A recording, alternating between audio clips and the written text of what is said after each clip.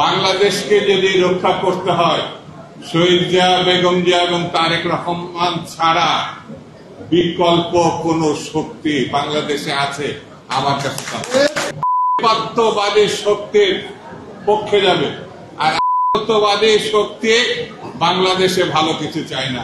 সেটা আপনারা দেখেছেন, 3টা নির্বাচন গত সময় হয়েছে, প্রথম সমর্থক হচ্ছে আধিপত্যবাদী শক্তি ভারত। তারা তো বসে আছে, শেখ হাসিনাকে তারা শুধু জায়গা দেয়নি, তারা তার রক্ষা করছে। শুধু হাসিনাকে না, লক্ষ লক্ষ আওয়ামী লীগের লুটেরা তারা ওই পার্শ্ববর্তী দেশে আশ্রয় পেয়েছে। সেই জন্য বাংলাদেশকে যদি রক্ষা করতে হয় শহীদ জিয়া, বেগম জিয়া এবং তারেক রহমান ছাড়া বিকল্প কোন শক্তি বাংলাদেশে আছে আমার কাছে।